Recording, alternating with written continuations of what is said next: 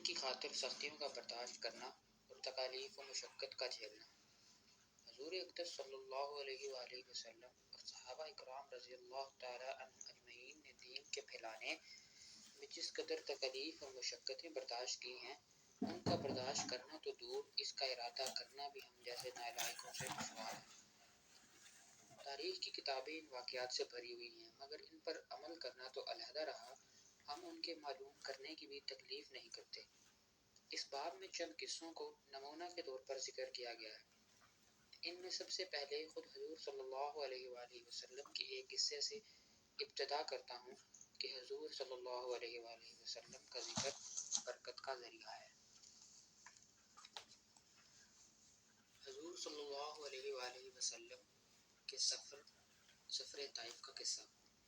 نبوت مل جانے کے بعد 9 برس تک نبی اکرم صلی اللہ علیہ وآلہ وسلم مکہ مکرمہ میں تبلیغ فرماتے رہے اور قوم کی ہدایت اور اصلاح کی کوشش کرتے رہے، لیکن تھوڑی سی جماعت کے سوا جو مسلمان ہو گئی تھی اور تھوڑے سے ایسے لوگوں کے علاوہ جو باوجود مسلمان نہ ہونے کے آپ کی مدد کرتے تھے، اکثر کفار آپ صلی اللہ علیہ وآلہ وسلم اور آپ کے صحابہ رضی اللہ تعالیٰ عنہ کو ہر طرح کی تکالیفیں پہنچاتے تھے، مذاق اڑاتے تھے اور جو ہو سکتا تھا اس سے درگزر نہ کرتے تھے۔ حضور صلی اللہ علیہ وآلہ وسلم کے چچا ابو طالب بھی انہی نیک دل لوگوں میں تھے جو باوجود مسلمان نہ ہونے کے حضور صلی اللہ علیہ وآلہ وسلم کی ہر قسم کی مدد فرماتے تھے۔ 10ویں سال میں جب ابو طالب کا بھی انتقال ہو گیا تو کافروں کو اور بھی ہر طرح کی کھلے مہار اسلام سے روکنے اور مسلمانوں کو تکلیف پہنچانے کا موقع ملا۔ حضور صلی اللہ علیہ وآلہ وسلم اس خیال سے طائف تشریف لے گئے کہ وہاں قبیلہ ثقیف کی بڑی جماعت ہے، اگر وہ قبیلہ مسلمان ہو جائے تو مسلمانوں کو ان تکلیفوں سے نجات ملے اور دین کے پھیلنے کی بنیاد پڑ جائے۔ وہاں پہنچ کر قبیلہ کے 3 سرداروں سے جو بڑے درجے کے سمجھے جاتے تھے گفتگو فرمائی اور اللہ کے دین کی طرف بلایا اور اللہ کے رسول کی یعنی اپنی مدد کی طرف متوجہ کیا، مگر ان لوگوں نے بجائے اس کے کہ دین کی بات کو قبول کرتے یا کم از کم عرب کی مشہور مہمان نوازی کے لحاظ سے ایک نوارد مہمان کی خاطر مدارت کرتے، صاف جواب دے دیا اور نہایت بے رخی اور بد اخلاقی سے پیش آئے۔ ان لوگوں نے یہ بھی گوارا نہ کیا کہ آپ یہاں قیام فرما لیں۔ جن لوگوں کو سردار سمجھ کر بات کی تھی کہ وہ شریف ہوں گے اور مہذب گفتگو کریں گے، ان میں سے ایک شخص بولا کہ اوہو، آپ ہی کو اللہ نے نبی بنا کر بھیجا ہے۔ دوسرا بولا کہ اللہ کو تمہارے سوا کوئی ملتا ہی نہیں تھا کہ جسے رسول بنا کر بھیجتے۔ تیسرے نے کہا کہ میں تجھ سے بات کرنا نہیں چاہتا، اس لیے کہ اگر تو واقعی نبی ہے جیسا کہ دعویٰ ہے تو تیری بات سے انکار کر دینا مصیبت سے خالی نہیں، اور اگر جھوٹ ہے تو میں ایسے شخص سے بات کرنا نہیں چاہتا۔ اس کے بعد ان لوگوں سے نا امید ہو کر حضور اکرم صلی اللہ علیہ وآلہ وسلم نے اور لوگوں سے بات کرنے کا ارادہ فرمایا کہ آپ صلی اللہ علیہ وآلہ وسلم تو ہمت اور استقلال کے پہاڑ تھے، مگر کسی نے بھی قبول نہ کیا، بلکہ بجائے قبول کرنے کے حضور صلی اللہ علیہ وآلہ وسلم سے کہا کہ ہمارے شہر سے فوراً نکل جاؤ اور جہاں تمہاری چاہت کی جگہ ہو وہاں چلے جاؤ۔ حضور اکرم صلی اللہ علیہ وآلہ وسلم جب ان سے مایوس ہو کر واپس ہونے لگے تو ان لوگوں نے شہر کے لڑکوں کو پیچھے لگا دیا کہ آپ صلی اللہ علیہ وآلہ وسلم کا مذاق اڑائیں، تالیاں پیٹیں، پتھر ماریں، حتیٰ کہ آپ صلی اللہ علیہ وآلہ وسلم کے دونوں جوتے خون کے جاری ہونے سے رنگین ہو گئے۔ حضور اقدس صلی اللہ علیہ وآلہ وسلم اسی حالت میں واپس ہوئے۔ جب راستہ میں ایک جگہ ان شریروں سے اطمینان ہوا تو حضور صلی اللہ علیہ وآلہ وسلم نے یہ دعا مانگی: اے اللہ، تجھی سے شکایت کرتا ہوں میں اپنی کمزوری اور بے کسی کی اور لوگوں میں ذلت اور رسوائی کی۔ اے ارحم الراحمین، تو ہی ذو وفا کا رب ہے اور تو ہی میرا پروردگار ہے۔ تو مجھے کس کے حوالے کرتا ہے؟ کسی اجنبی بیگانہ کے جو مجھے دیکھ کر ترش روح ہو جاتا ہے اور منہ چڑھاتا ہے، یا کسی دشمن کے جس کو تو نے مجھ پر قابو دے دیا؟ اے اللہ، اگر تو مجھ سے ناراض نہیں ہے تو مجھے کسی کی بھی پرواہ نہیں ہے، تیری حفاظت مجھے کافی ہے۔ میں تیرے چہرے کے اس نور کے طفیل جس سے تمام اندھیریاں روشن ہو گئیں اور جس سے دنیا اور آخرت کے سارے کام درست ہو جاتے ہیں، اس بات سے پناہ مانگتا ہوں کہ مجھ پر تیرا غصہ ہو یا تو مجھ سے ناراض ہو۔ تیری ناراضگی کا اس وقت تک دور کرنا ضروری ہے جب تک تو راضی نہ ہو۔ نہ تیرے سوا کوئی طاقت ہے اور نہ قوت۔ مالک الملک کی شان قہاری کو جب اس پر جوش آیا تو حضرت جبریل علیہ السلام نے آ کر سلام کیا اور عرض کیا کہ اللہ تعالیٰ نے آپ کی قوم کی وہ گفتگو جو آپ سے ہوئی سنی اور ان کے جوابات سنے، اور ایک فرشتہ کو جس کے متعلق پہاڑوں کی خدمت ہے آپ کے پاس بھیجا ہے۔ آپ جو چاہیں اس کو حکم دیں۔ اس کے بعد اس فرشتہ نے سلام کیا اور عرض کیا کہ جو ارشاد ہو میں اس کی تعمیل کر دوں۔ اگر ارشاد ہو تو دونوں جانب کے پہاڑوں کو ملا دوں جس سے یہ سب درمیان میں کچل جائیں، یا اور جو سزا آپ تجویز فرمائیں۔ حضور صلی اللہ علیہ وآلہ وسلم کی رحیم و کریم ذات نے جب جواب دیا کہ میں اللہ سے اس کی امید رکھتا ہوں کہ اگر یہ مسلمان نہیں ہوئے تو ان کی اولاد میں سے ایسے لوگ پیدا ہوں گے جو اللہ کی پرستش کریں گے اور اس کی عبادت کریں گے۔ فائدہ: یہ ہیں اخلاق اس کریم ذات کے جس کے ہم لوگ نام لیوا ہیں کہ ہم ذرا سی تکلیف سے کسی کی معمولی گالی دینے سے ایسے بھڑک جاتے ہیں کہ پھر عمر بھر اس کا بدلہ نہیں اترتا۔ ظلم پر ظلم اس پر کرتے رہتے ہیں اور دعویٰ کرتے ہیں اپنے محمدی ہونے کا، نبی کے پیروکار ہونے کا۔ نبی کریم صلی اللہ علیہ وآلہ وسلم اتنی سخت تکالیف اور مشقت اٹھانے کے باوجود نہ بد دعا فرماتے ہیں نہ کوئی بدلہ لیتے ہیں۔ حضرت انس رضی اللہ تعالی عنہ بن نضر کی شہادت کا قصہ۔ حضرت انس رضی اللہ تعالی عنہ بن نضر ایک صحابی تھے جو بدر کی لڑائی میں شریک نہیں ہو سکے تھے۔ ان کو اس چیز کا صدمہ تھا اور اس پر وہ نفس کو ملامت کرتے تھے کہ اسلام کی پہلی عظیم الشان لڑائی اور تو اس میں شریک نہ ہو سکا۔ اس کی تمنا تھی کہ کوئی دوسری لڑائی ہو تو حوصلے پورے کروں۔ اتفاق سے احد کی لڑائی پیش آ گئی جس میں یہ بڑی بہادری اور دلیری سے شریک ہوئے۔ احد کی لڑائی میں اول تو مسلمانوں کو فتح ہوئی، آخر میں ایک غلطی کی وجہ سے مسلمانوں کو شکست ہوئی۔ وہ غلطی یہ تھی کہ حضور اکرم صلی اللہ علیہ وآلہ وسلم نے کچھ آدمیوں کو ایک خاص جگہ پر مقرر فرمایا تھا کہ تم لوگ جب تک میں نہ کہوں اس جگہ سے نہ ہٹنا، کہ وہاں سے دشمن کے حملہ کرنے کا اندیشہ تھا۔ جب مسلمانوں کو شروع میں فتح ہوئی تو کافروں کو بھاگتا ہوا دیکھ کر یہ لوگ بھی اپنی جگہ سے یہ سمجھ کر ہٹ گئے کہ اب جنگ ختم ہو چکی ہے، اس لیے بھاگتے ہوئے کافروں کا پیچھا کیا جائے اور غنیمت کا مال حاصل کیا جائے۔ اس جماعت کے سردار نے منع بھی کیا کہ حضور صلی اللہ علیہ وآلہ وسلم کی ممانعت تھی، تم یہاں سے نہ ہٹو، مگر ان لوگوں نے یہ سمجھ کر کہ حضور صلی اللہ علیہ وآلہ وسلم کا ارشاد صرف لڑائی کے وقت کے واسطے تھا، وہاں سے ہٹ کر میدان میں پہنچ گئے۔ بھاگتے ہوئے کافروں نے اس جگہ کو خالی دیکھ کر اس طرف سے آ کر حملہ کر دیا۔ مسلمان بے فکر تھے، اس اچانک بے خبری کے حملے سے مغلوب ہو گئے اور دونوں طرف سے کافروں کے بیچ میں آ گئے، جس کی وجہ سے ادھر ادھر پریشان بھاگ رہے تھے۔ حضرت انس رضی اللہ تعالی عنہ نے دیکھا کہ سامنے سے ایک دوسرے صحابی حضرت سعد رضی اللہ تعالی عنہ بن معاذ آ رہے ہیں۔ ان سے کہا کہ اے سعد، کہاں جا رہے ہو؟ خدا کی قسم، جنت کی خوشبو احد کے پہاڑ سے آ رہی ہے۔ یہ کہہ کر تلوار تو ہاتھ میں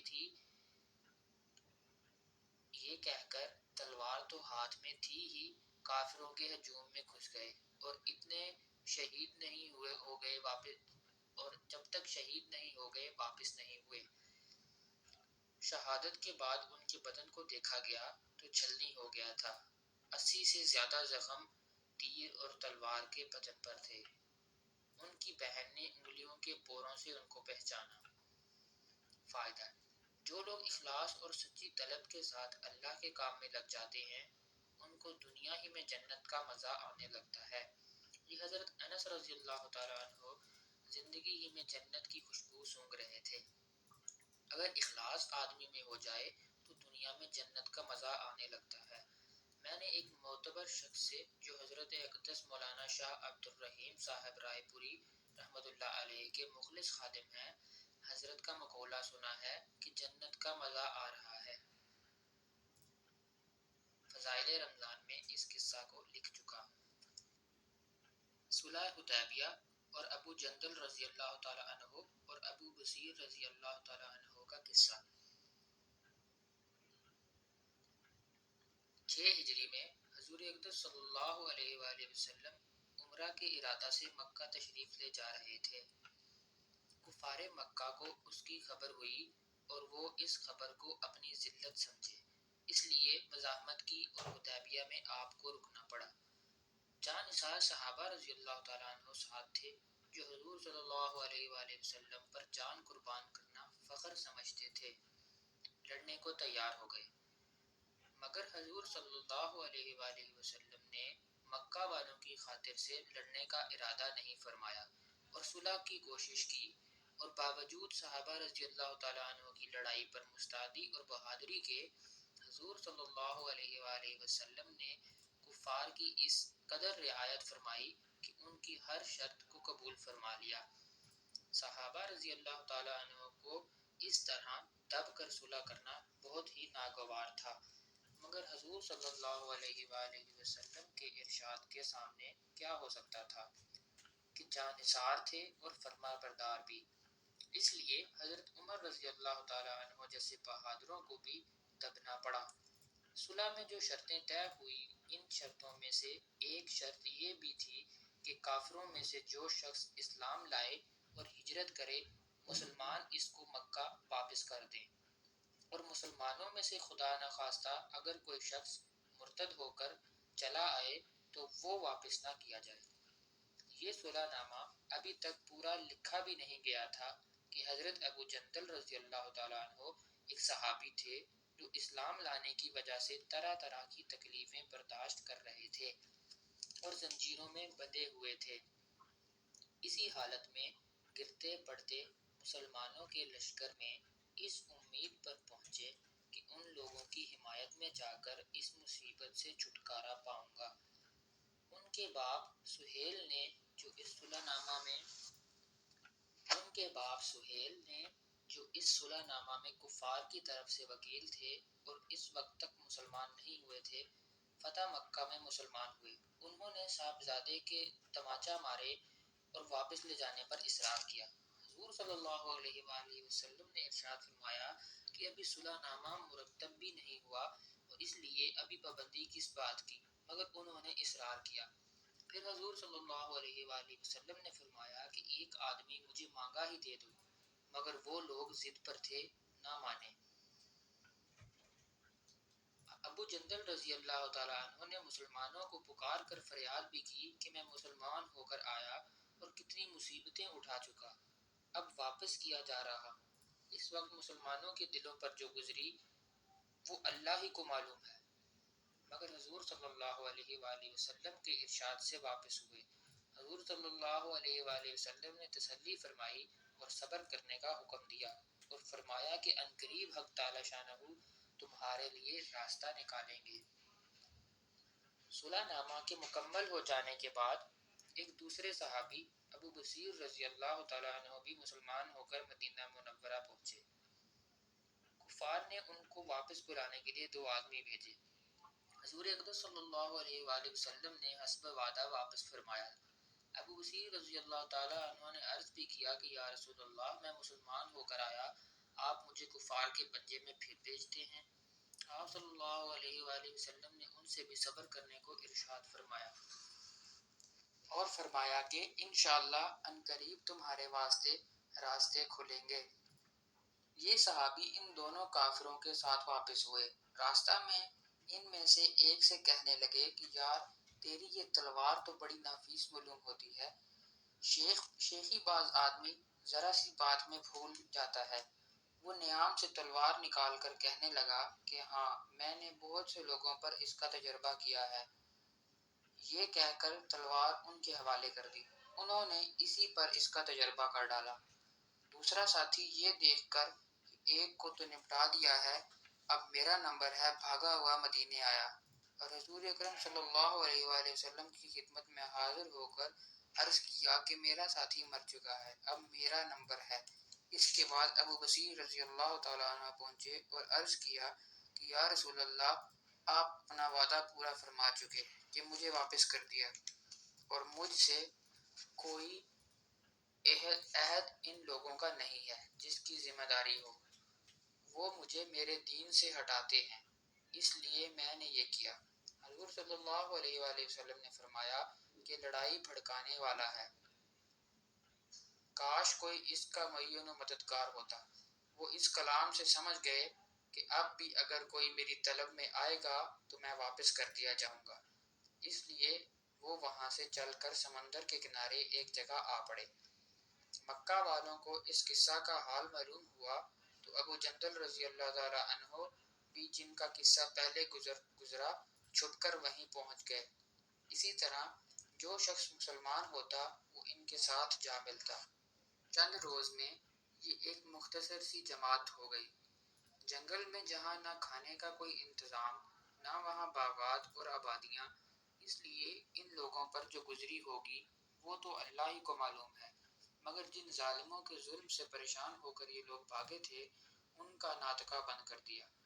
جو قافلہ ادھر کو جاتا اس سے مقابلہ کرتے اور لڑتے، حتیٰ کہ کفار مکہ نے پریشان ہو کر حضور صلی اللہ علیہ وآلہ وسلم کی خدمت میں عاجزی اور منت کر کے اللہ کا اور رشتہ داری کا واسطہ دے کر آدمی بھیجا کہ اس بے سری جماعت کو اپنے پاس بلا لیں کہ یہ معاہدے میں تو داخل ہو جائیں اور ہمارے لیے آنے جانے کا رستہ کھلے۔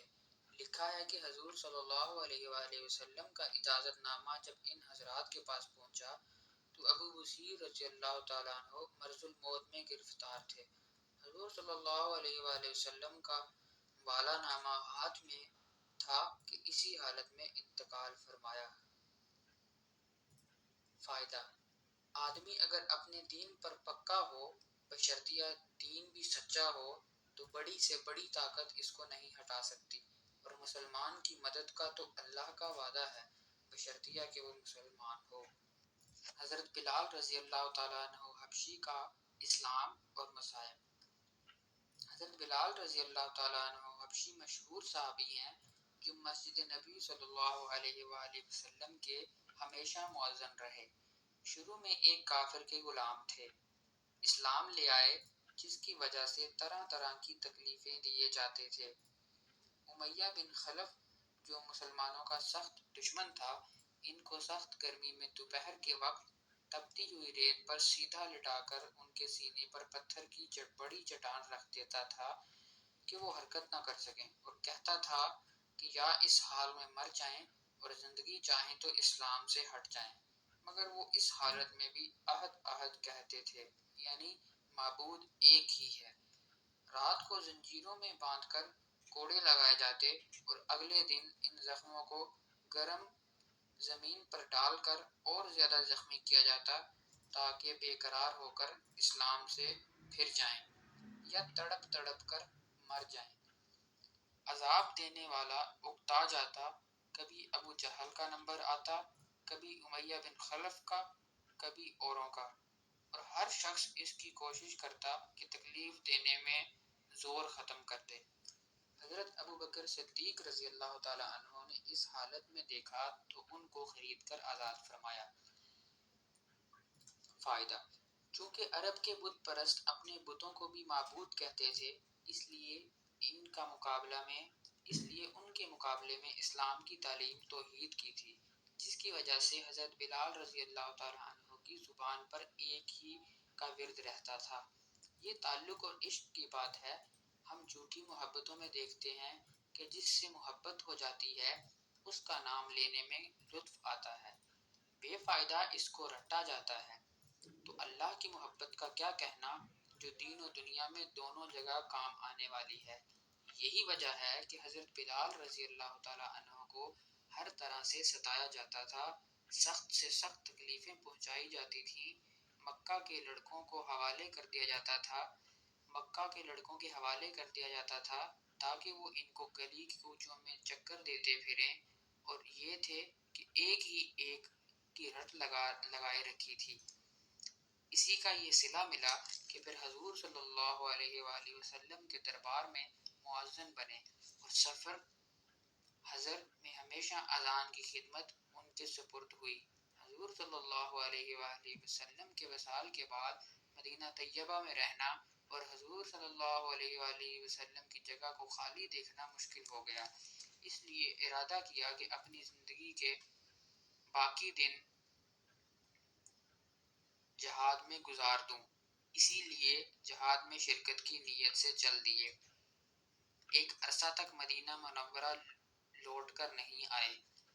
ایک مرتبہ حضور صلی اللہ علیہ وآلہ وسلم کی خواب میں زیارت کی۔ حضور صلی اللہ علیہ وآلہ وسلم نے فرمایا، بلال، یہ کیا ظلم ہے، ہمارے پاس کبھی نہیں آتے؟ تو آنکھ کھلنے پر مدینہ طیبہ حاضر ہوئے۔ حضرت حسن رضی اللہ تعالی عنہ اور حسین رضی اللہ تعالی عنہ نے اذان کی فرمائش کی۔ لاڈلوں کی فرمائش ایسی نہیں تھی کہ انکار کی گنجائش ہوتی۔ اذان کہنا شروع کی اور مدینہ میں حضور صلی اللہ علیہ وآلہ وسلم کے زمانہ کی اذان کانوں میں پڑھ کر کوہرام مچ گیا۔ عورتیں تک روتی ہوئی گھر سے نکل پڑیں۔ چند روز قیام کے بعد واپس ہوئے اور 20 ہجری کے قریب دمشق میں وصال ہوا۔ حضرت ابو ذر غفاری رضی اللہ تعالی عنہ کا اسلام۔ حضرت ابو ذر غفاری رضی اللہ تعالی عنہ مشہور صحابی ہیں جو بعد میں بڑے زاہدوں اور بڑے علماء میں سے ہوئے۔ حضرت علی کرم اللہ وجہہ کا ارشاد ہے کہ ابو ذر رضی اللہ تعالی عنہ ایسے علم کو حاصل کیے ہوئے ہیں جس سے لوگ عاجز ہیں، مگر انہوں نے اس کو محفوظ کر رکھا ہے۔ جب ان کو حضور اقدس صلی اللہ علیہ وآلہ وسلم کی نبوت کے پہلے پہل خبر پہنچی تو انہوں نے اپنے بھائی کو حالات کی تحقیق کے واسطے مکہ بھیجا کہ جو شخص یہ دعویٰ کرتا ہے کہ میرے پاس وحی آتی ہے اور آسمان کی خبریں آتی ہیں، اس کے حالات معلوم کریں اور اس کے کلام کو غور سے سنیں۔ وہ مکہ مکرمہ آئے اور حالات معلوم کرنے کے بعد اپنے بھائی سے جا کر کہا کہ میں ان کو اچھی عادتوں اور عمدہ اخلاق کا حکم کرتے دیکھتا ہوں، اور ایک ایسا کلام سنا جو نہ شاعر ہے نہ کاہنوں کا کلام ہے۔ ابو ذر رضی اللہ تعالی عنہ کی اس مجمل بات سے تشفی نہ ہوئی تو خود سامان سفر باندھا اور مکہ مکرمہ پہنچے اور سیدھے مسجد حرام میں گئے۔ حضور صلی اللہ علیہ وآلہ وسلم کو پہچانتے نہیں تھے اور کسی سے پوچھنا مصلحت کے خلاف سمجھا۔ شام تک اسی حال میں رہے۔ شام کو حضرت علی کرم اللہ وجہہ نے دیکھا کہ ایک پردیسی مسافر ہے۔ مسافروں کی، غریبوں کی، پردیسیوں کی خبرگیری، ان کی ضرورتوں کا پورا کرنا ان حضرات کی کٹھی میں پڑا ہوا تھا، اس لیے ان کو اپنے گھر لے آئے، میزبانی فرمائی، لیکن ان کے پوچھنے کی کچھ ضرورت نہ سمجھی کہ کون ہو کیوں آئے۔ مسافر نے بھی کچھ ظاہر نہ کیا۔ صبح کو پھر مسجد میں آ گئے اور دن بھر اسی حال میں گزرا کہ خود پتہ نہ چلا اور دریافت کسی سے کیا نہیں۔ غالباً اس کی وجہ یہ ہوگی کہ حضور صلی اللہ علیہ وآلہ وسلم کے ساتھ دشمنی کے قصے بہت مشہور تھے۔ آپ صلی اللہ علیہ وآلہ وسلم کو اور آپ کے ملنے والوں کو ہر طرح کی تکلیفیں دی جاتی تھیں۔ ان کو خیال ہوا کہ صحیح حال معلوم نہیں ہوگا اور بدگمانی کی وجہ سے مفت کی تکلیف علیحدہ رہی۔ دوسرے دن شام کو بھی حضرت علی رضی اللہ تعالی عنہ کو خیال ہوا کہ پردیسی مسافر ہے، بظاہر جس غرض کے لیے آیا ہے وہ پوری نہیں ہوئی، اس لیے پھر اپنے گھر لے گئے اور رات کو کھلایا سلایا، مگر پوچھنے کی اس رات بھی نوبت نہ آئی۔ تیسری رات کو پھر یہی صورت آئی تو حضرت علی رضی اللہ تعالی عنہ نے دریافت کیا کہ تم کس کام آئے ہو، کیا غرض ہے؟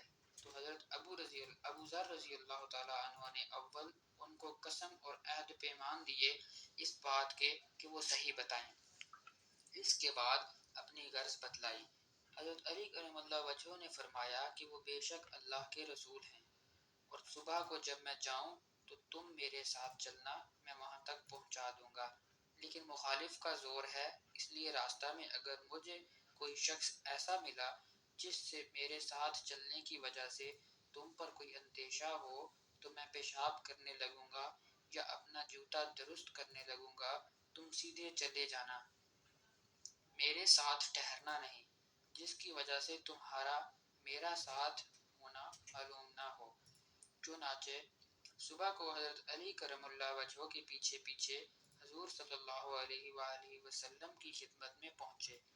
وہاں جا کر بات چیت ہوئی، اسی وقت مسلمان ہو گئے۔ حضور اقدس صلی اللہ علیہ وآلہ وسلم نے ان کی تکلیف کے خیال سے فرمایا کہ اپنے اسلام کو ابھی ظاہر نہ کرنا، چپکے سے اپنی قوم میں چلے جاؤ، جب ہمارا غلبہ ہو جائے اس وقت چلے آنا۔ انہوں نے عرض کیا کہ یا رسول اللہ صلی اللہ علیہ وآلہ وسلم، اس ذات کی قسم جس کے قبضے میں میری جان ہے کہ اگر کلمہ توحید کو ان بے ایمانوں کے بیچ میں چلا کر پڑھوں گا۔ انہوں نے عرض کیا کہ یا رسول اللہ صلی اللہ علیہ وآلہ وسلم، اس ذات کی قسم جس کے قبضے میں میری جان ہے کہ اس کلمہ توحید کو ان بے ایمانوں کے بیچ میں چلا کر پڑھوں گا۔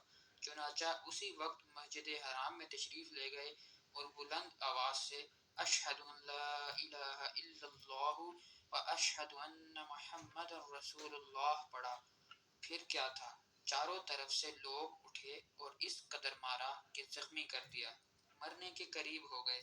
حضور صلی اللہ علیہ وآلہ وسلم کے چچا حضرت عباس رضی اللہ تعالی عنہ، جو اس وقت تک مسلمان بھی نہیں ہوئے تھے، ان کے اوپر بچانے کے لیے لیٹ گئے اور لوگوں سے کہا کیا ظلم کرتے ہو، یہ شخص قبیلہ غفار کا ہے اور یہ قبیلہ ملک شام کے راستے میں پڑتا ہے، تمہاری تجارت وغیرہ سب ملک شام کے ساتھ ہے، اگر یہ مر گیا تو شام کا جانا آنا بند ہو جائے گا۔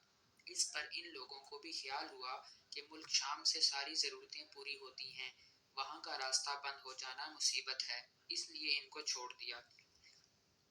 دوسرے دن پھر اسی طرح انہوں نے جا کر با آواز بلند کلمہ پڑھا اور لوگ اس کلمے کے سننے کی تاب نہ لا سکے، اس لیے ان پر ٹوٹ پڑے۔ دوسرے دن بھی حضرت عباس رضی اللہ تعالیٰ عنہ نے اسی طرح ان کو سمجھا کر ہٹایا کہ تمہاری تجارت کا راستہ بند ہو جائے گا۔ فائدہ: حضور صلی اللہ علیہ وآلہ وسلم کے اس ارشاد کے باوجود کہ اپنے اسلام کو چھپاؤ، ان کا یہ فعل حق کے اظہار کا ولولہ اور غلبہ تھا کہ جب یہ دین حق ہے تو کسی کے باپ کا کیا اجارہ ہے جس سے ڈر کر چھپایا جائے، اور حضور صلی اللہ علیہ وآلہ وسلم کا منع فرمانا شفقت کی وجہ سے تھا کہ ممکن ہے تکلیف کا تحمل نہ ہو، ورنہ حضور صلی اللہ علیہ وآلہ وسلم کے حکم کے خلاف صحابہ رضی اللہ تعالیٰ عنہ کی یہ مجال ہی نہ تھی۔ چنانچہ اس کا کچھ نمونہ مستقبل باب میں آ رہا ہے۔ چونکہ حضور اقدس صلی اللہ علیہ وآلہ وسلم خود ہی دین کے پھیلانے میں ہر قسم کی تکلیفیں برداشت فرما رہے تھے، اس لیے حضرت ابو ذر رضی اللہ تعالیٰ عنہ نے سہولت پر عمل کی بجائے حضور صلی اللہ علیہ وآلہ وسلم کے اتباع کو ترجیح دی۔ یہی ایک چیز تھی کہ جس کی وجہ سے ہر قسم کی ترقی دینی اور دنیاوی صحابہ کرام رضی اللہ تعالی عنہم اجمعین کے قدم چوم رہی تھی، اور ہر میدان ان کے قبضے میں تھا کہ جو شخص بھی ایک مرتبہ کلمہ شہادت پڑھ کر اسلام کے جھنڈے کے نیچے آ جاتا تھا، بڑی سے بڑی قوت بھی اس کو روک نہ سکتی تھی، اور نہ بڑے سے بڑا ظالم اس کو دین کی اشاعت سے ہٹا سکتا تھا۔ حضرت خباب رضی اللہ تعالی عنہ بالارض کی تکلیفیں۔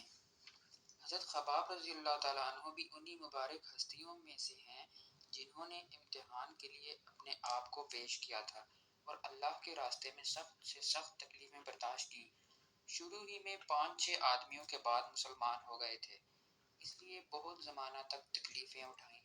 لوہے کی زرہ پہنا کر ان کو دھوپ میں ڈال دیا جاتا، جس سے گرمی اور تپش کی وجہ سے پسینوں پر پسینے بہتے رہتے تھے۔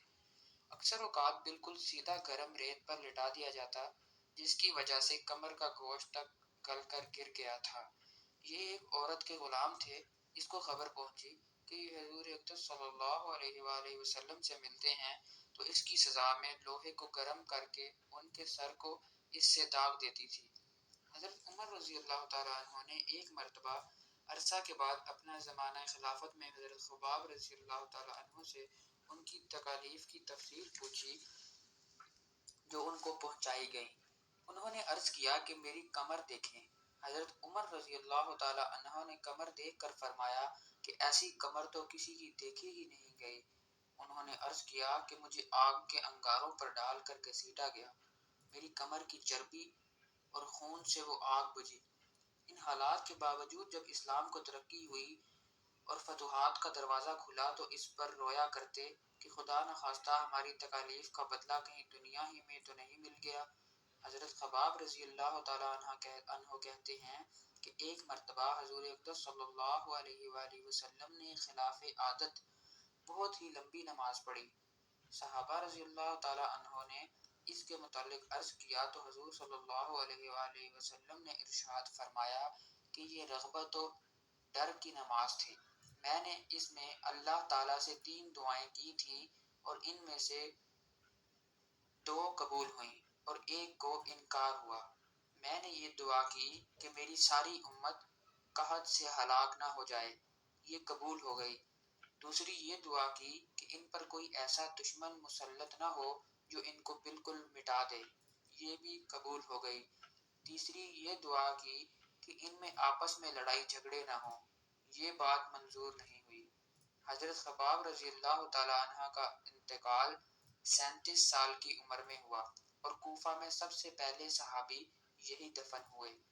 ان کے انتقال کے بعد حضرت علی کرم اللہ وجہہ الکریم کا گزر ان کی قبر پر ہوا تو ارشاد فرمایا، اللہ خباب پر رحم فرمائیں۔ اپنی رغبت سے مسلمان ہوا اور خوشی سے ہجرت کی اور جہاد میں زندگی گزار دی اور مصیبتیں برداشت کیں۔ مبارک ہے وہ شخص جو قیامت کو یاد رکھے اور حساب و کتاب کی تیاری کرے اور گزارا کے قابل مال پر قناعت کرے اور اپنے مولا کو راضی کر لے۔ فائدہ: حقیقت میں مولا کو راضی کر لینا انہی لوگوں کا حصہ تھا کہ ان کی زندگی کا ہر کام مولا ہی کی رضا کے واسطے تھا۔ حضرت عمار رضی اللہ تعالیٰ عنہ اور ان کے والدین کا قصہ۔ حضرت عمار رضی اللہ تعالیٰ عنہ اور ان کے ماں باپ کو بھی سخت سے سخت تکلیفیں پہنچائی گئیں۔ مکہ کی سخت گرم اور ریتلی زمین میں ان کو عذاب دیا جاتا اور حضور اقدس صلی اللہ علیہ وآلہ وسلم کا اس طرف گزر ہوتا تو صبر کی تلقین فرماتے اور جنت کی بشارت فرماتے۔ آخر ان کے والد حضرت یاسر رضی اللہ تعالیٰ عنہ اسی حالت و تکلیف میں وفات پا گئے کہ ظالموں نے مرنے تک چین نہ لینے دیا اور ان کی والدہ حضرت سمیہ رضی اللہ تعالیٰ عنہ کی شرمگاہ میں ابو جہل ملعون نے ایک برچھا مارا جس سے وہ شہید ہو گئیں، مگر اسلام سے نہ ہٹیں۔ حالانکہ بوڑھی تھیں، ضعیف تھیں، مگر اس بد نصیب نے کسی چیز کا بھی خیال نہیں کیا۔ اسلام میں سب سے پہلی شہادت ان کی ہے اور اسلام میں سب سے پہلی مسجد حضرت عمار رضی اللہ تعالیٰ عنہ کی بنائی ہوئی ہے۔ جب حضور اقدس صلی اللہ علیہ وآلہ وسلم ہجرت فرما کر مکہ مدینہ تشریف لے گئے تو حضرت عمار رضی اللہ تعالیٰ عنہ نے کہا کہ حضور صلی اللہ علیہ وآلہ وسلم کے لیے ایک مکان سایہ کا بنانا چاہیے جس میں تشریف رکھا کریں، دوپہر کو آرام فرما لیا کریں اور نماز بھی سایہ میں پڑھ سکیں۔ تو قباء میں حضرت عمار رضی اللہ تعالیٰ عنہ نے اول پتھر جمع کیے اور پھر مسجد بنائی۔ لڑائی میں نہایت جوش سے شریک ہوتے تھے۔ ایک مرتبہ مزے میں آ کر کہنے لگے کہ اب جا کر دوستوں سے ملیں گے، محمد صلی اللہ علیہ وآلہ وسلم اور ان کی جماعت سے ملیں گے۔ اتنے میں پیاس لگی اور پانی کسی سے مانگا، اس نے دودھ سامنے کیا، اس کو پیا اور پی کر کہنے لگے کہ میں نے حضور صلی اللہ علیہ وآلہ وسلم سے سنا ہے کہ تو دنیا میں سب سے آخری چیز دودھ پیے گا۔ اس کے بعد شہید ہو گئے۔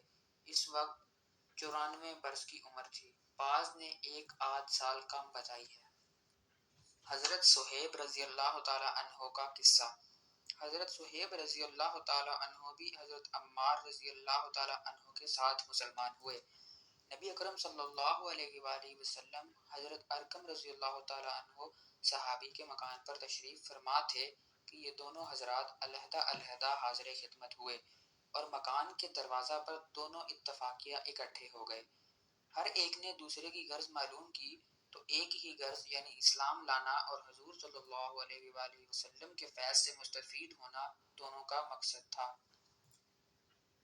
اسلام لائے اور اسلام لانے کے بعد جو اس زمانہ میں اس قلیل اور کمزور جماعت کو پیش آتا تھا وہ پیش آیا۔ ہر طرح ستائے گئے، تکلیفیں پہنچائی گئیں۔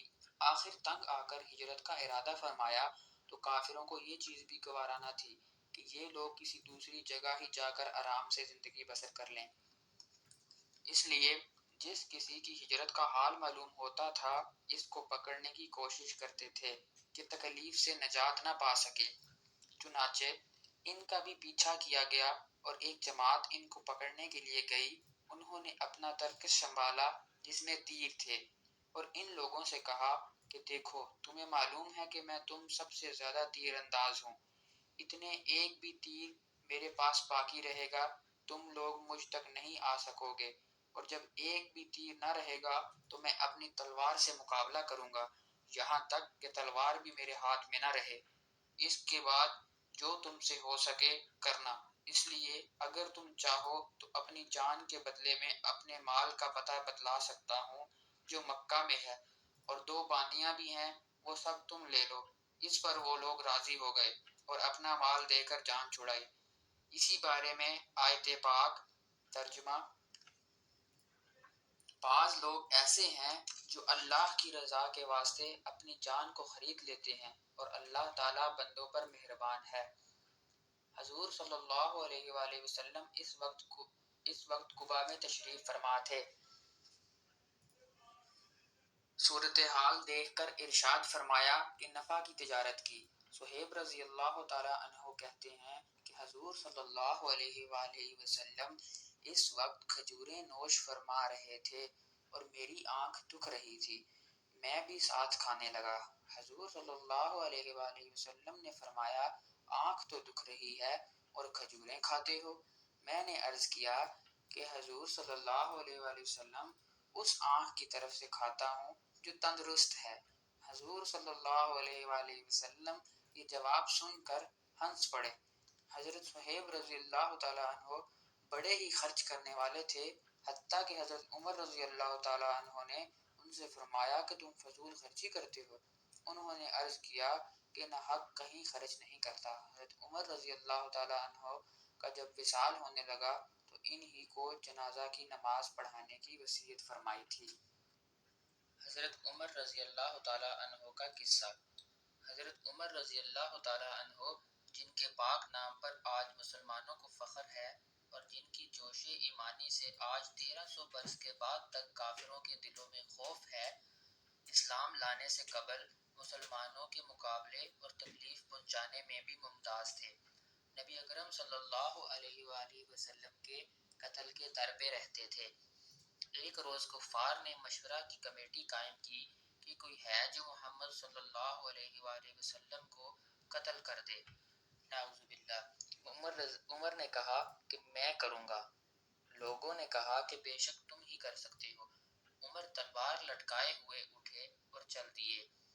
اسی فکر میں جا رہے تھے کہ ایک زہرہ قبیلے کے صاحب جن کا نام حضرت سعد بن ابی وقاص رضی اللہ تعالیٰ عنہ ہے اور بعضوں نے اور صاحب لکھے ہیں، ملے۔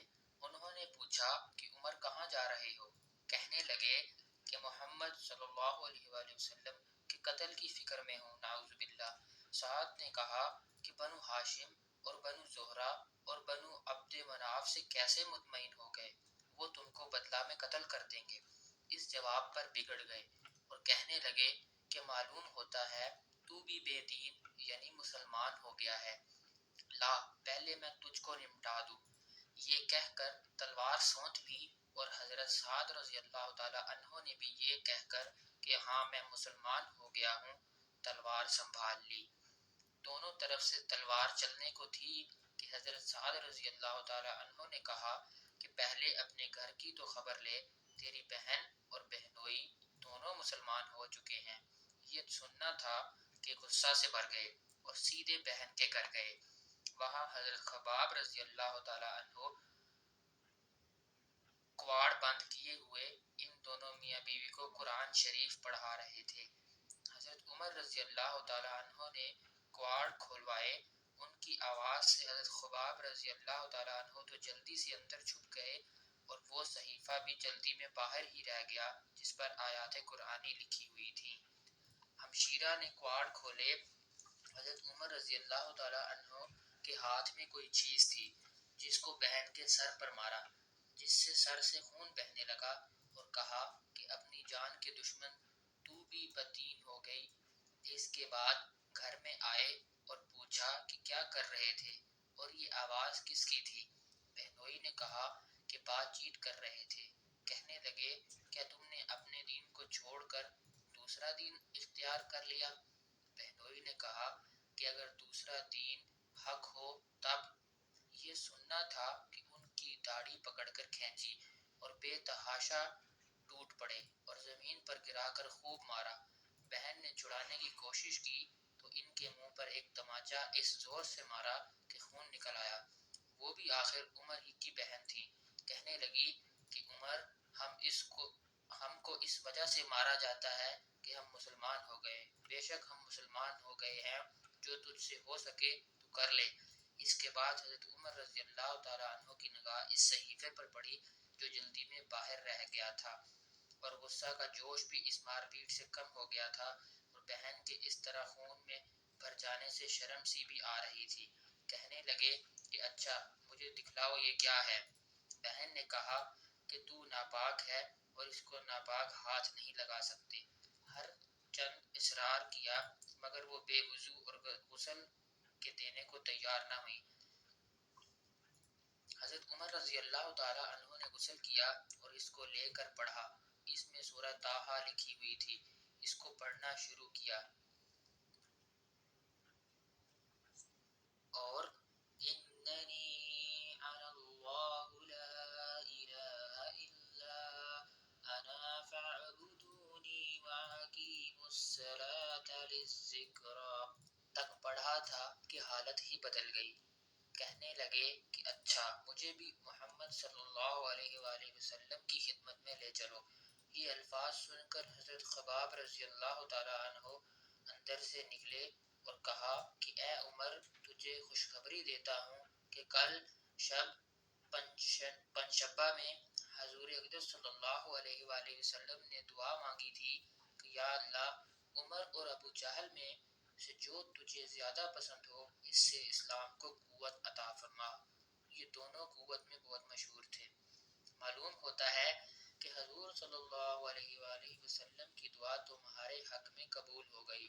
اس کے بعد حضور صلی اللہ علیہ وآلہ وسلم کی خدمت میں حاضر ہوئے اور جمعہ کی صبح کو مسلمان ہوئے۔ ان کا مسلمان ہونا تھا کہ کفار کے حوصلے پست ہونا شروع ہو گئے، مگر پھر بھی یہ نہایت مختصر جماعت تھی اور وہ سارا مکہ بلکہ سارا عرب اس لیے اور بھی جوش پیدا ہوا اور جلسے کر کے مشورہ کر کے ان حضرات کو ناپید کرنے کی کوشش ہوتی تھی اور طرح طرح کی تدبیریں کی جاتی تھیں۔ تاہم اتنا ضرور ہوا کہ مسلمان مکہ کی مسجد میں نماز پڑھنے لگے۔ حضرت عبداللہ بن مسعود رضی اللہ تعالیٰ عنہ فرماتے ہیں کہ عمر رضی اللہ تعالیٰ عنہ کا اسلام لانا مسلمانوں کی فتح تھی اور ان کی ہجرت مسلمانوں کی مدد تھی اور ان کی خلافت رحمت تھی۔ مسلمانوں کی حبشہ کی ہجرت اور شیب ابی طالب میں قید ہونا۔ مسلمانوں کو اور ان کے سردار فخر دو عالم صلی اللہ علیہ وآلہ وسلم کو جب کفار سے تکلیفیں پہنچتی ہی رہیں اور آئے دن ان میں بجائے کمی کے اضافہ ہی ہوتا رہا تو حضور صلی اللہ علیہ وآلہ وسلم نے صحابہ رضی اللہ تعالیٰ عنہ کو اس کی اجازت فرما دی کہ وہ یہاں سے کسی دوسری جگہ چلے جائیں، تو بہت سے حضرات نے حبشہ کی ہجرت فرمائی۔ حبشہ کے بادشاہ اگرچہ نصرانی تھے اور اس وقت تک مسلمان نہ ہوئے تھے، مگر ان کے رحم دل اور منصف مزاج ہونے کی شہرت تھی۔ چنانچہ نبوت کے 5ویں برس رجب کے مہینے میں پہلی جماعت کے 11 یا 12 مرد اور 4 یا 5 عورتوں نے حبشہ کی طرف ہجرت کی۔ مکہ والوں نے ان کا پیچھا بھی کیا کہ یہ نہ جا سکیں، مگر یہ لوگ ہاتھ نہ آئے۔ وہاں پہنچ کر ان کو یہ خبر ملی کہ مکہ والے سب مسلمان ہو گئے اور اسلام کا غلبہ ہو گیا۔ اس خبر سے یہ حضرات بہت خوش ہوئے اور اپنے وطن واپس آ گئے، لیکن مکہ مکرمہ کے قریب پہنچ کر معلوم ہوا کہ یہ خبر غلط تھی اور مکہ والے اسی طرح بلکہ اس سے بھی زیادہ دشمنی اور تکلیفیں پہنچانے میں مصروف ہیں، تو بڑی دقت ہوئی۔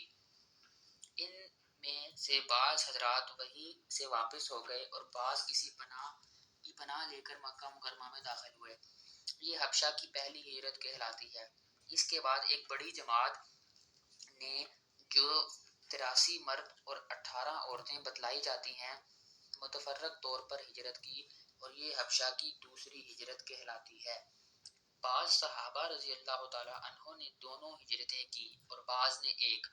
کفار نے جب یہ دیکھا کہ یہ لوگ حبشہ میں چین کی زندگی بسر کرنے لگے ہیں تو ان کو اور بھی غصہ آیا اور بہت سے تحفے تحائف لے کر نجاشی شاہ حبشہ کے پاس ایک وفد بھیجا، جو بادشاہ کے لیے بھی بہت سے تحفے لے کر گیا اور اس کے خواص اور پادریوں کے لیے بھی بہت سے ہدیے لے کر گیا۔ جا کر اول حکام اور پادریوں سے ملا اور ہدیے دے کر ان سے بادشاہ کے یہاں اپنی سفارش کا وعدہ لیا، اور پھر بادشاہ کی خدمت میں یہ وفد حاضر ہوا۔ اول بادشاہ کو سجدہ کیا اور پھر تحفے پیش کیے اور پھر اپنی درخواست پیش کی، اور رشوت خور حکام نے تائید کی۔ انہوں نے کہا کہ اے بادشاہ، ہماری قوم کے چند بے وقوف لڑکے اپنی قدیمی دین چھوڑ کر ایک نئے دین میں داخل ہو گئے، جس کو نہ ہم جانتے ہیں نہ آپ جانتے ہیں، اور آپ کے ملک میں آ کر رہنے لگے۔ ہم کو شرفائے مکہ نے اور ان لوگوں کے باپ، چچا اور رشتہ داروں نے بھیجا ہے کہ ان کو واپس لائیں، آپ ان کو ہمارے سپرد کر دیں۔ بادشاہ نے کہا کہ جن لوگوں نے میری پناہ پکڑی ہے، بغیر تحقیق ان کو حوالے نہیں کر سکتا۔ اول ان سے بلا کر تحقیق کر لوں، اگر یہ صحیح ہوا تو حوالہ کر دوں گا۔ چنانچہ مسلمانوں کو بلایا گیا۔ مسلمان اول بہت پریشان ہوئے کہ کیا کریں، مگر اللہ کے فضل نے مدد کی اور ہمت سے یہ طے کیا کہ چلنا چاہیے اور صاف بات کہنا چاہیے۔ بادشاہ کے یہاں پہنچ کر سلام کیا۔ کسی نے اعتراض کیا کہ تم نے بادشاہ کو آداب شاہی کے موافق سجدہ نہیں کیا۔ ان لوگوں نے کہا ہم کو ہمارے نبی نے اللہ کے سوا کسی کو سجدہ کرنے کی اجازت نہیں دی۔ اس کے بعد بادشاہ نے ان سے حالات دریافت کیے۔ حضرت جعفر رضی اللہ تعالیٰ عنہ آگے بڑھے اور فرمایا کہ ہم لوگ جہالت میں پڑے ہوئے تھے، نہ اللہ کو جانتے تھے نہ اس کے رسولوں سے واقف تھے، پتھروں کو پوجتے تھے، مردار کھاتے تھے، برے کام کرتے تھے، رشتے ناتوں کو توڑتے تھے۔ ہم میں کا کبھی ضعیف کو ہلاک کر دیتا تھا۔ ہم میں سے کبھی ضعیف کو ہلاک کر دیتا تھا۔ ہم اسی حال میں تھے کہ اللہ نے اپنا ایک رسول بھیجا جس کے نسب کو اور اس کی سچائی کو، اس کی امانت داری کو، پرہیزگاری کو ہم خوب جانتے ہیں۔ اس نے ہم کو ایک اللہ وحدہ لا شریک کی عبادت کی طرف بلایا اور پتھروں اور بتوں کے پوجنے سے منع فرمایا۔ اس نے ہم کو اچھے کام کرنے کا حکم دیا، برے کاموں سے منع کیا۔ اس نے ہم کو سچ بولنے کا حکم دیا، امانت داری کا حکم دیا، صلہ رحمی کا حکم دیا، پڑوسی کے ساتھ اچھا برتاؤ کرنے کا حکم دیا، نماز، روزہ، صدقہ، خیرات کا حکم دیا اور اچھے اخلاق کی تعلیم کی۔ زنا، بدکاری، جھوٹ بولنا، یتیم کا مال کھانا، کسی پر تہمت لگانا اور اس قسم کے برے اعمال سے منع فرمایا۔ ہم کو قرآن پاک کی تعلیم دی، ہم اس پر ایمان لائے اور اس کے فرمان کی تعمیل کی، جس پر ہماری قوم ہماری دشمن ہو گئی اور ہم کو ہر طرح ستایا گیا۔ ہم لوگ مجبور ہو کر تمہاری پناہ میں اپنے نبی صلی اللہ علیہ وآلہ وسلم کے ارشاد سے آئے ہیں۔ بادشاہ نے کہا جو قرآن تمہارے نبی صلی اللہ علیہ وآلہ وسلم لے کر آئے ہیں وہ کچھ مجھے سناؤ۔ حضرت جعفر رضی اللہ تعالی عنہ نے سورہ مریم کی اول کی آیتیں پڑھی، جس کو سن کر بادشاہ بھی رو دیا، اور اس کے پادری بھی جو کثرت سے موجود تھے سب کے سب اس قدر روئے کہ داڑیاں تر ہو گئیں۔ اس کے بعد بادشاہ نے کہا کہ خدا کی قسم، یہ کلام اور جو کلام حضرت موسیٰ علیہ السلام لے کر آئے تھے ایک ہی ہے، ایک ہی نور سے نکلے ہیں، اور ان لوگوں سے صاف انکار کر دیا کہ میں ان کو تمہارے حوالے نہیں کر سکتا۔ وہ لوگ بڑے پریشان ہوئے کہ بڑی ذلت اٹھانا پڑی۔ آپس میں صلح کر کے ایک شخص نے کہا کہ کل میں ایسی تدبیر کروں گا کہ بادشاہ ان کی جڑ ہی کاٹ دے گا۔ ساتھیوں نے کہا ایسا ابھی نہیں کرنا چاہیے، یہ لوگ اگرچہ مسلمان ہو گئے مگر پھر بھی رشتہ دار ہیں، مگر اس نے نہ مانا۔ دوسرے دن پھر بادشاہ کے پاس گئے اور جا کر کہا کہ یہ لوگ حضرت عیسیٰ علیہ السلام کی شان میں گستاخی کرتے ہیں، ان کو اللہ کا بیٹا نہیں مانتے۔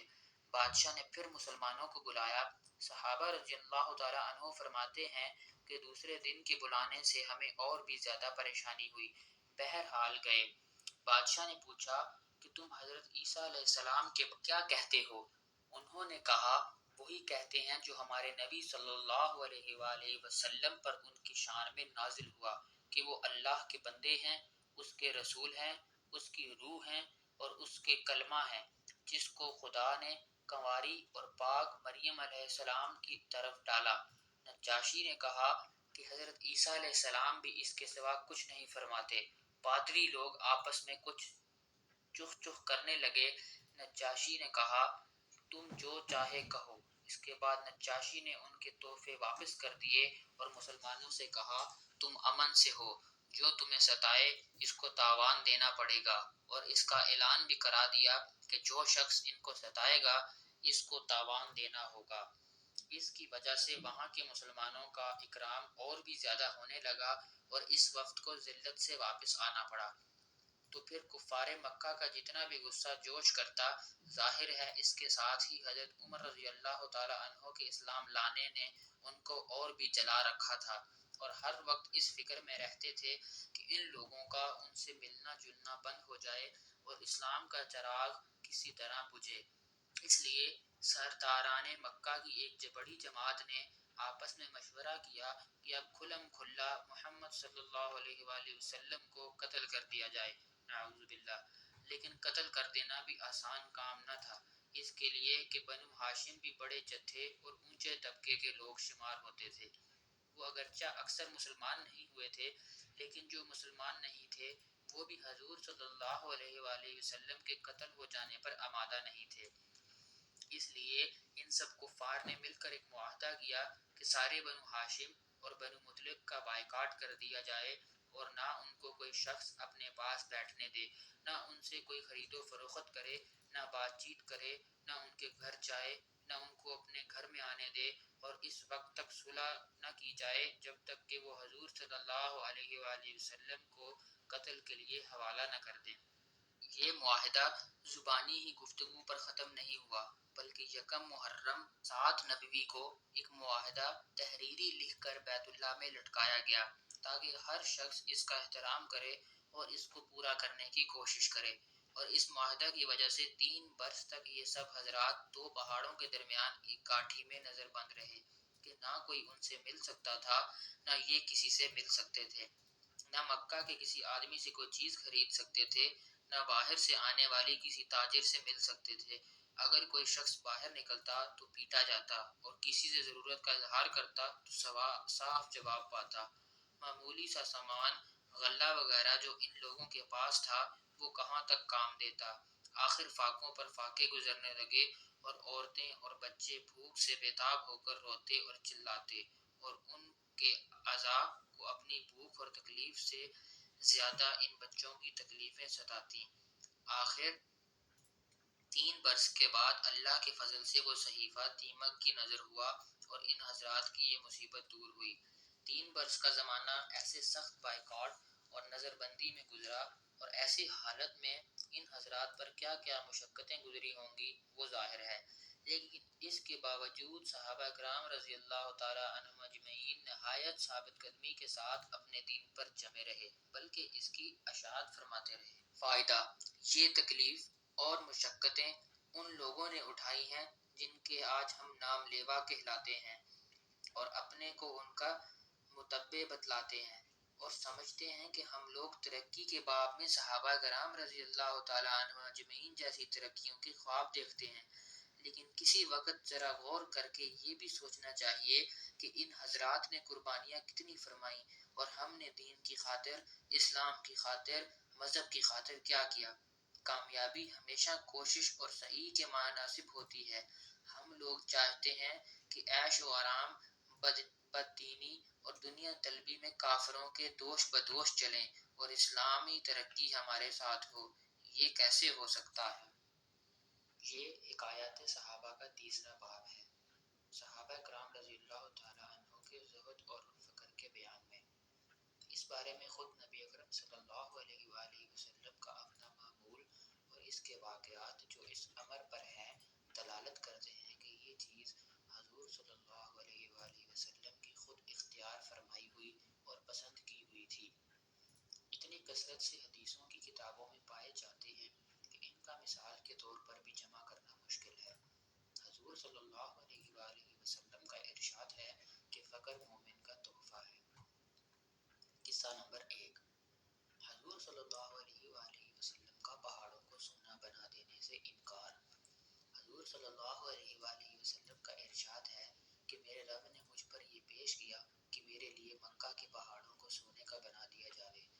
میں نے عرض کیا کہ اے اللہ، مجھے تو یہ پسند ہے کہ ایک دن پیٹ بھر کر کھاؤں تو دوسرے دن بھوکا رہوں، تاکہ جب بھوکا ہوں تو تیری طرف زاری کروں اور تجھے یاد کروں، اور جب پیٹ بھروں تو تیرا شکر کروں، تیری تعریف کروں۔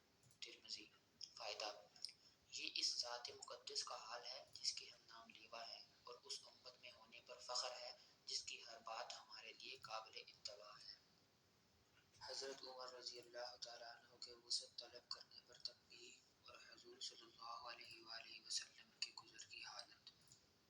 بیویوں کے بعض زیادتیوں پر ایک مرتبہ حضور اقدس صلی اللہ علیہ وآلہ وسلم نے قسم کھا لی تھی کہ ایک مہینہ تک ان کے پاس نہ جاؤں گا تاکہ ان کو تنبیہ ہو، اور علیحدہ اوپر ایک حجرے میں قیام فرمایا تھا۔ لوگوں میں یہ شہرت ہو گئی کہ حضور صلی اللہ علیہ وآلہ وسلم نے سب کو طلاق دے دی۔ حضرت عمر رضی اللہ تعالیٰ عنہ اس وقت اپنے گھر میں تھے۔ جب یہ خبر سنی تو دوڑے ہوئے تشریف لائے۔ مسجد میں دیکھا کہ لوگ متفرق طور پر بیٹھے ہوئے حضور صلی اللہ علیہ وآلہ وسلم کے رنج اور غصہ کی وجہ سے رو رہے ہیں۔ بیویاں بھی سب اپنے اپنے گھروں میں رو رہی ہیں۔ اپنی بیٹی حضرت حفصہ رضی اللہ تعالیٰ عنہا کے پاس تشریف لے گئے، وہ بھی مکان میں رو رہی تھیں۔ فرمایا، اب کیوں رو رہی ہے؟ کیا میں اس سے ڈرایا نہیں کرتا تھا کہ حضور صلی اللہ علیہ وآلہ وسلم کی ناراضگی کی کوئی بات نہ کیا کر؟ اس کے بعد مسجد میں تشریف لائے۔ وہاں ایک جماعت منبر کے پاس بیٹھی رو رہی تھی۔ تھوڑی دیر وہاں بیٹھے رہے، مگر شدت رنج سے بیٹھا نہ گیا تو حضور صلی اللہ علیہ وآلہ وسلم جس جگہ تشریف فرما تھے اس کے قریب تشریف لے گئے، اور حضرت رباح رضی اللہ تعالیٰ عنہ ایک غلام کے ذریعے سے جو درباری کے زینہ پر پاؤں لٹکائے بیٹھا تھا اندر حاضری کی اجازت چاہی۔ انہوں نے حاضر خدمت ہو کر حضرت عمر رضی اللہ تعالیٰ عنہ کے لیے اجازت مانگی، مگر حضور صلی اللہ علیہ وآلہ وسلم نے سکوت فرمایا اور کوئی جواب نہ دیا۔ حضرت رباح رضی اللہ تعالیٰ عنہ نے آ کر یہی جواب حضرت عمر رضی اللہ تعالیٰ عنہ کو دے دیا کہ میں نے عرض کر دیا تھا مگر کوئی جواب نہیں ملا۔ حضرت عمر رضی اللہ تعالیٰ عنہ مایوس ہو کر منبر کے پاس آ بیٹھے، مگر بیٹھا نہ گیا تو پھر تھوڑی دیر میں حاضر ہو کر حضرت رباح رضی اللہ تعالیٰ عنہ کے ذریعے سے اجازت چاہی۔ اسی طرح 3 مرتبہ پیش آیا کہ یہ بتابی سے غلام کے ذریعے اجازت حاضری کے لیے مانگتے، ادھر سے جواب میں سکوت اور خاموشی ہی ہوتی۔ تیسری مرتبہ جب لوٹنے لگے تو حضرت رباح رضی اللہ تعالیٰ عنہ نے آواز دی اور کہا کہ تمہیں حاضری کی اجازت ہو گئی۔ حضرت عمر رضی اللہ تعالیٰ عنہ حاضر خدمت ہوئے تو دیکھا کہ حضور اقدس صلی اللہ علیہ وآلہ وسلم ایک بوریے پر لیٹے ہوئے ہیں جس پر کوئی چیز بچھی ہوئی نہیں ہے، اور اس وجہ سے جسم اطہر پر بوریے کے نشانات بھی ابھرے آئے ہیں۔ خوبصورت بدن پر نشانات صاف نظر آیا ہی کرتے ہیں، اور سرہانے ایک چمڑے کا تکیہ ہے جس میں کھجور کی چھال بھری ہوئی ہے۔ میں نے سلام کیا اور سب سے اول تو یہ پوچھا، کیا آپ صلی اللہ علیہ وآلہ وسلم نے بیویوں کو طلاق دے دی؟ آپ صلی اللہ علیہ وآلہ وسلم نے فرمایا نہیں۔ اس کے بعد میں نے دل بستگی کے طور پر حضور صلی اللہ علیہ وآلہ وسلم سے عرض کیا، یا رسول اللہ صلی اللہ علیہ وآلہ وسلم، ہم قریشی لوگ عورتوں پر غالب رہتے تھے، مگر جب مدینہ آئے تو دیکھا کہ انصار کی عورتیں مردوں پر غالب ہیں۔ ان کو دیکھ کر قریش کی عورتیں بھی ان سے متاثر ہو گئیں۔ اس کے بعد میں نے ایک آدھ بات اور کی جس سے نبی اکرم صلی اللہ علیہ وآلہ وسلم کے چہرہ انور پر تبسم کے آثار ظاہر ہوئے۔ میں نے دیکھا کہ گھر کا کل سامان یہ تھا: 3 چمڑے بغیر دباغت دیے ہوئے اور ایک مٹھی جو ایک کونے میں پڑے ہوئے تھے۔ میں نے ادھر ادھر نظر دوڑا کر دیکھا تو اس کے سوا کچھ نہ ملا۔ میں دیکھ کر رو دیا۔ حضور صلی اللہ علیہ وآلہ وسلم نے فرمایا کہ کیوں رو رہے ہو؟ میں نے عرض کیا، یا رسول اللہ، کیوں نہ روؤں کہ یہ بوریے کے نشانات آپ کے بدن مبارک پر پڑ رہے ہیں، اور گھر کی کل کائنات یہ ہے جو میرے سامنے ہے۔ پھر میں نے عرض کیا کہ یا رسول اللہ، دعا کیجئے کہ آپ کی امت پر وسعت ہو۔ یہ روم اور فارس بے دین ہونے کے باوجود کہ اللہ کی عبادت نہیں کرتے، ان پر تو یہ وسعت، یہ کیسر و کسریٰ تو باغوں اور نہروں کے درمیان ہوں، اور آپ اللہ کے رسول اور اس کے خاص بندہ ہو کر یہ حالت۔ نبی اکرم صلی اللہ علیہ وآلہ وسلم تکیہ لگائے ہوئے لیٹے تھے۔ حضرت عمر رضی اللہ تعالیٰ عنہ کی یہ بات سن کر بیٹھ گئے اور فرمایا کہ عمر، کیا اب تک اس بات کے اندر شک میں پڑے ہوئے ہو؟ سنو، آخرت کی وسعت دنیا کی وسعت سے بہتر ہے۔ ان کفار کو طیبات اور اچھی چیزیں دنیا میں ہی مل گئیں اور ہمارے لیے آخرت میں ہیں۔ حضرت عمر رضی اللہ تعالیٰ عنہ نے عرض کیا کہ یا رسول اللہ، میرے لیے استغفار فرمائیں کہ واقعی میں نے غلطی کی۔ فائدہ: یہ تینوں دنیا کے بادشاہ اور اللہ کے لاڈلے رسول صلی اللہ علیہ وآلہ وسلم کا طرز عمل ہے کہ بوریے پر کوئی چیز بچھی ہوئی بھی نہیں، نشانات بدن پر پڑے ہوئے ہیں۔ گھر کا ساز و سامان کا حال بھی معلوم ہو گیا۔ اس پر بھی ایک شخص نے دعا کی درخواست کی تو تنبیہ فرمائی۔ حضرت عائشہ رضی اللہ تعالیٰ عنہ سے کسی نے پوچھا تھا کہ آپ کے گھر میں حضور صلی اللہ علیہ وآلہ وسلم کا بستر کیسا تھا؟ فرمایا، ایک چمڑے کا تھا جس میں کھجور کی چھال بھری ہوئی تھی۔ حضرت حفصہ رضی اللہ تعالیٰ عنہا سے بھی کسی نے پوچھا کہ آپ کے گھر میں حضور صلی اللہ علیہ وآلہ وسلم کا بستر کیسا تھا؟ فرمایا کہ ایک ٹاٹ تھا جس کو دوہرا کر کے حضور صلی اللہ علیہ وآلہ وسلم کے نیچے بچھا دیتی تھی۔ ایک روز مجھے خیال ہوا کہ اگر اس کو چوہرا کر کے بچھا دوں تو زیادہ نرم ہو جائے، چنانچہ ہم نے بچھا دیا۔ حضور صلی اللہ علیہ وآلہ وسلم نے فرمایا کہ رات کو کیا بچھا دیا تھا؟ ہم نے عرض کیا کہ وہی ٹاٹ تھا، اس کو چوہرا کر دیا تھا۔ فرمایا، اس کو ویسا ہی کر دو جیسا پہلے تھا، اس کی نرمی رات کو اٹھنے میں مانع بنتی ہے۔ شمائل ترمذی۔ اب ہم لوگ اپنے نرم اور روئی دار گدوں پر بھی نگاہ ڈالیں کہ اللہ نے کس قدر وسعت فرما رکھی ہے، اور پھر بھی بجائے شکر کے ہر وقت تنگی کی شکایت ہی زبان پر رہتی ہے۔ حضرت ابو ہریرہ رضی اللہ تعالیٰ عنہ کی بھوک میں حالت۔ حضرت ابو ہریرہ رضی اللہ تعالیٰ عنہ ایک مرتبہ کتان کے کپڑے میں ناک صاف کر کے فرمانے لگے، کیا کہنے ابو ہریرہ، آج کتان کے کپڑے میں ناک صاف کرتا ہے؟ حالانکہ مجھے وہ زمانہ بھی یاد ہے جب حضور اقدس صلی اللہ علیہ وآلہ وسلم کے منبر اور حجرہ کے درمیان بے ہوش پڑا ہوا تھا اور لوگ مجنون سمجھ کر پاؤں سے گردن دباتے تھے، حالانکہ جنون نہیں تھا بلکہ بھوک تھی۔ فائدہ یعنی بھوک کی وجہ سے کئی روز کا فاقہ ہو جاتا تھا، بے ہوشی ہو جاتی تھی اور لوگ سمجھتے تھے کہ جنون ہو گیا۔ کہتے ہیں کہ اس زمانہ میں مجنون کا علاج گردن کو پاؤں سے دبانے سے کیا جاتا تھا۔ حضرت ابو ہریرہ رضی اللہ تعالیٰ عنہ بڑے صابر اور قانع لوگوں میں سے تھے۔ کئی وقت فاقہ میں گزر جاتے۔ حضور صلی اللہ علیہ وآلہ وسلم کے بعد اللہ نے فتوحات فرمائی تو ان پر توانگری آئی۔ اس کے ساتھ ہی بڑے عابد تھے۔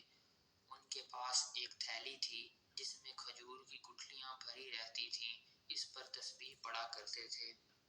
جب وہ تھیلی خالی ہو جاتی تو باندی اس کو پھر بھر کر پاس رکھ دیتی۔ ان کا یہ بھی معمول تھا کہ خود اور بیوی اور خادم 3 آدمی رات کے 3 حصے کر لیتے اور نمبر وار ایک شخص تینوں حصوں میں عبادت میں مشغول رہتا۔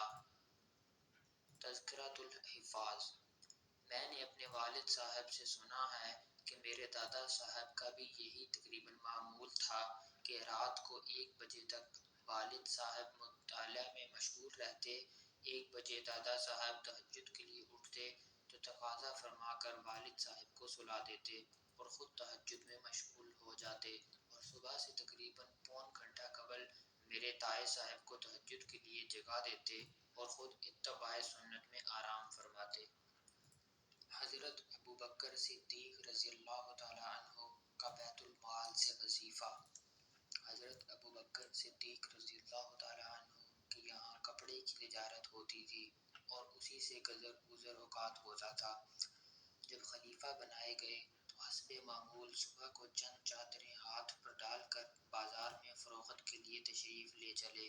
راستہ میں حضرت عمر رضی اللہ تعالیٰ عنہ ملے، پوچھے کہاں چلے؟ فرمایا بازار جا رہا ہوں۔ حضرت عمر رضی اللہ تعالیٰ عنہ نے عرض کیا کہ اگر تم تجارت میں مشغول ہو گئے تو خلافت کا کام کا کیا ہوگا؟ فرمایا پھر اہل و عیال کو کہاں سے کھلاؤں؟ عرض کیا کہ اے ابو عبیدہ، جن کو حضور صلی اللہ علیہ وآلہ وسلم نے امین ہونے کا لقب دیا ہے، ان کے پاس چلیں، وہ آپ کے لیے بیت المال سے کچھ مقرر کر دیں گے۔ دونوں حضرات ان کے پاس تشریف لے گئے۔ انہوں نے ایک مہاجری کو جو اوسطاً ملتا تھا، نہ کم نہ زیادہ، وہ مقرر فرما دیا۔ ایک مرتبہ بیوی نے درخواست کی کہ کوئی میٹھی چیز کھانے کو دل چاہتا ہے۔ حضرت ابوبکر صدیق رضی اللہ تعالیٰ عنہ نے فرمایا کہ میرے پاس تو دام نہیں کہ خریدوں۔ اہلیہ نے عرض کیا کہ ہم اپنے روز کے کھانے میں سے تھوڑا تھوڑا بچا لیا کریں، کچھ دنوں میں اتنی مقدار ہو جائے گی۔ آپ رضی اللہ تعالیٰ عنہ نے اجازت فرما دی۔ اہلیہ نے کئی روز میں کچھ تھوڑے سے پیسے جمع کیے۔ آپ نے فرمایا کہ تجربے سے یہ معلوم ہوا کہ اتنی مقدار ہمیں بیت المال سے زیادہ ملتی ہے، اس لیے جو اہلیہ نے جمع کیا تھا وہ بھی بیت المال میں جمع فرما دیا اور آئندہ کے لیے اتنی مقدار جتنا انہوں نے روزانہ جمع کیا تھا اپنی تنخواہ میں سے کم کر دیا۔ فائدہ اتنے بڑے خلیفہ اور بادشاہ پہلے سے اپنی تجارت بھی کیا کرتے تھے اور وہ ضروریات کو کافی بھی تھی، جیسا کہ اس اعلان سے معلوم ہوتا ہے۔ بخاری میں حضرت عائشہ رضی اللہ تعالیٰ عنہا سے مروی ہے کہ جب حضرت ابوبکر صدیق رضی اللہ تعالیٰ عنہ خلیفہ بنائے گئے تو آپ رضی اللہ تعالیٰ عنہ نے فرمایا کہ میری قوم کو یہ بات معلوم ہے کہ میرا پیشہ تجارت میرے اہل و عیال کو ناکافی نہیں تھا، لیکن اب خلافت کی وجہ سے مسلمانوں کے کاروبار میں مشغولی ہے، اس لیے بیت المال سے میرے اہل و عیال کا کھانا مقرر ہوگا۔ اس کے باوجود حضرت ابوبکر صدیق رضی اللہ تعالیٰ عنہ کا وصال ہونے لگا تو حضرت عائشہ رضی اللہ تعالیٰ عنہا کو وصیت فرمائی کہ میری ضرورتوں میں جو چیزیں بیت المال کی ہیں وہ میرے بعد آنے والے خلیفہ کے حوالے کر دی جائیں۔ حضرت انس رضی اللہ تعالیٰ عنہ فرماتے ہیں کہ آپ کے پاس کوئی دینار یا درہم نہیں تھا، ایک اونٹنی دودھ کی، ایک پیالہ، ایک خادم تھا، بعض روایات میں ایک اوڑھنا، ایک بچھونا بھی آیا ہے۔ یہ اشیاء جب حضرت عمر رضی اللہ تعالیٰ عنہ کے پاس نیابت میں پہنچی تو آپ نے فرمایا کہ اللہ ابو بکر پر رحم فرمائیں کہ اپنے سے بعد والے کو مشقت میں ڈال گئے۔ فتح الباری۔ حضرت عمر فاروق رضی اللہ تعالیٰ عنہ کا بیت المال سے وظیفہ۔ حضرت عمر رضی اللہ تعالیٰ عنہ بھی تجارت کیا کرتے تھے۔ جب خلیفہ بنائے گئے تو بیت المال سے وظیفہ مقرر ہوا۔ مدینہ طیبہ میں لوگوں کو جمع فرما کر ارشاد فرمایا کہ میں تجارت کیا کرتا تھا، اب تم لوگوں نے اس میں مشغول کر دیا، اس لیے اب گزارا کی کیا صورت کروں۔ لوگوں نے مختلف مقداریں تجویز کیں۔ حضرت علی کرم اللہ وجہ الکریم چپ بیٹھے تھے۔ حضرت عمر رضی اللہ تعالیٰ عنہ نے دریافت فرمایا کہ تمہاری کیا رائے ہے؟ آپ نے فرمایا کہ توسط کے ساتھ جو تمہیں اور تمہارے گھر والوں کو کافی ہو جائے۔ حضرت عمر رضی اللہ تعالیٰ عنہ نے اس رائے کو پسند فرمایا اور قبول کر لیا اور متوسط مقدار تجویز ہو گئی۔ اس کے بعد ایک مرتبہ ایک مجلس میں، جس میں خود حضرت علی رضی اللہ تعالیٰ عنہ بھی تھے اور حضرت عثمان رضی اللہ تعالیٰ عنہ، حضرت زبیر رضی اللہ تعالیٰ عنہ، حضرت طلحہ رضی اللہ تعالیٰ عنہ شریک تھے، یہ ذکر آیا کہ حضرت عمر رضی اللہ تعالیٰ عنہ کے وظیفے میں اضافہ کرنا چاہیے کہ گزر میں تنگی ہوتی ہے، مگر ان سے عرض کرنے کی ہمت نہ ہوئی، اس لیے ان کی صاحبزادی حضرت حفصہ رضی اللہ تعالیٰ عنہا، جو حضور صلی اللہ علیہ وآلہ وسلم کی بیوی ہونے کی وجہ سے ام المؤمنین بھی تھیں، ان کی خدمت میں یہ حضرات تشریف لے گئے اور ان کے ذریعے سے حضرت عمر رضی اللہ تعالیٰ عنہ کی اجازت اور رائے معلوم کرنے کی کوشش کی، اور ساتھ ہی یہ بھی کہہ دیا کہ ہم لوگوں کے نام معلوم نہ ہوں۔ حضرت حفصہ رضی اللہ تعالیٰ عنہا نے جب حضرت عمر رضی اللہ تعالیٰ عنہ سے اس کا تذکرہ کیا تو چہرے پر غصے کے آثار ظاہر ہوئے۔ حضرت عمر رضی اللہ تعالیٰ عنہ نے نام دریافت کیے۔ حضرت حفصہ رضی اللہ تعالیٰ عنہا نے عرض کیا کہ پہلے آپ کی رائے معلوم ہو جائے۔ حضرت عمر رضی اللہ تعالیٰ عنہ نے فرمایا کہ مجھے ان کے نام معلوم ہو جاتے تو ان کے چہرے بدل دیتا، یعنی ایسی سزائیں دیتا کہ منہ پر نشان پڑ جاتے۔ تو ہی بتا کہ حضور صلی اللہ علیہ وآلہ وسلم کا عمدہ سے عمدہ لباس تیرے گھر میں کیا تھا؟ انہوں نے عرض کیا کہ 2 کپڑے گیروی رنگ کے، جن کو حضور صلی اللہ علیہ وآلہ وسلم جمعہ کے دن یا کسی وفد کی وجہ سے پہنتے تھے۔ پھر فرمایا کہ کون سا کھانا